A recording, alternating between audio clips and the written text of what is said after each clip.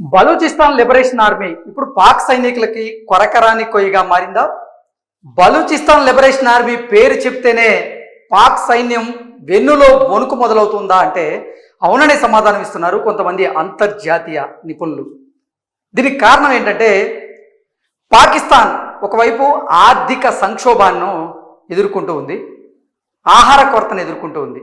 మరోవైపు చూసుకున్నట్లయితే పెహల్గాంలో జరిగినటువంటి ఉగ్రదాడి తరువాత భారత్ పాకిస్తాన్ల మధ్య యుద్ధ మేఘాలు కమ్ముకుంటూ ఉద్రిక్తకరమైనటువంటి వాతావరణం అయితే నెలకొంది. ఈ పెహల్గాం ఉగ్రదాడికి భారత్ పాకిస్తాన్ మీద ప్రతీకారం తీర్చుకుంది. అందులో భాగంగానే భారత సైన్యం పాకిస్తాన్లో ఉన్నటువంటి ఉగ్రవాద స్థావరాల మీద, అలాగే పీఓకేలో ఉన్నటువంటి ఉగ్రవాద స్థావరాల మీద ఆపరేషన్ సింధూర్ పేరుతో మెరుపు దాడులు చేసింది. ఆ మెరుపు దాడుల్లో దాదాపు 80 మంది ఉగ్రవాదులు హతమయ్యారు.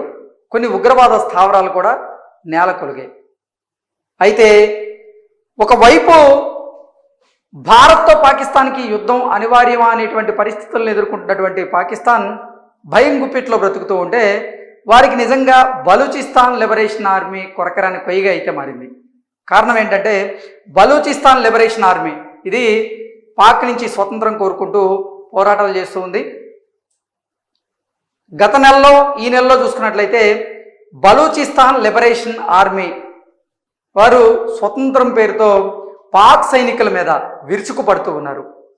పాక్ సైనికులు ఎక్కడ కనపడితే అక్కడ వారి మీద కాల్పులు చేస్తూ ఉన్నారు. అలాగే బాంబులను కూడా వారి మీద విసురుతూ ఉన్నారు.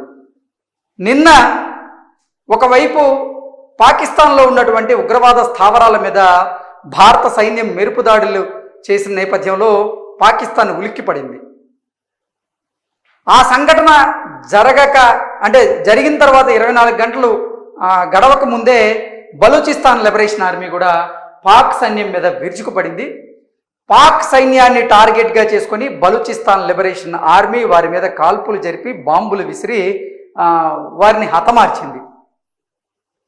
ఒక వారం రోజుల క్రితం చూసుకున్నట్లయితే బలూచిస్తాన్ లిబరేషన్ ఆర్మీ పాక్ సైన్యం మీద దాడులు చేస్తే ఆ దాడుల్లో 8 మంది పాక్ సైన్యం మరణించారు. నిన్న బలూచిస్తాన్ లిబరేషన్ ఆర్మీ చేసినటువంటి దాడుల్లో దాదాపు 15 మంది పాక్ సైన్యం వారు మృత్యువాత పడ్డారు. ఈరోజు మళ్ళీ బలూచిస్తాన్ లిబరేషన్ ఆర్మీ పాక్ సైన్యం ప్రయాణిస్తున్నటువంటి ఒక కార్ని టార్గెట్గా చేసుకుని ఒక వాహనాన్ని ధ్వంసం చేసింది. ఆ వాహనంలో ప్రయాణిస్తున్న దాదాపు 10 మంది పాక్ సైనికులు అక్కడికక్కడే మరణించారు. సో అసలు బలూచిస్తాన్ లిబరేషన్ ఆర్మీ పేరు చెప్తేనే నిజంగా పాక్ వెన్నులో వణుకు పుడుతుంది అనడంలో ఎటువంటి అతిశయోక్తి అయితే లేదు. దానికి కారణం ఏంటంటే నిజంగా ఇందాక మనం మాట్లాడుకున్నట్లుగా పాకిస్తాన్ని ఆర్థిక సంక్షోభం పట్టి పీడిస్తూ ఉంది. ఆహార కొరత కూడా నిజంగా పాకిస్తాన్ని ఎన్నో ఇబ్బందులకు గురి చేస్తూ ఉంది.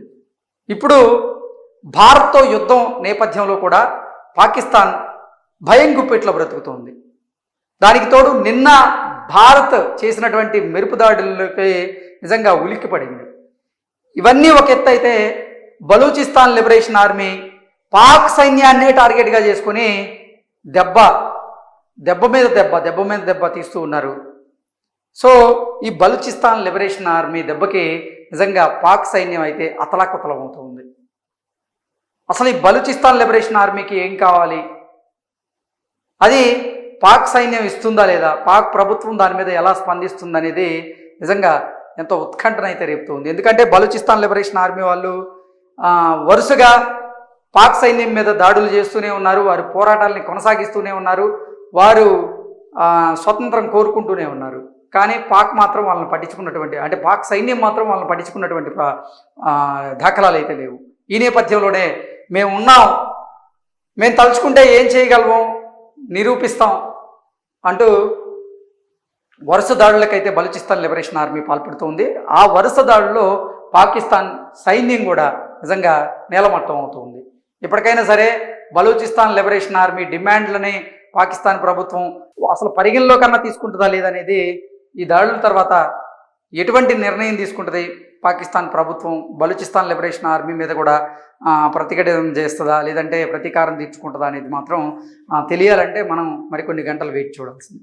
Thank you so much.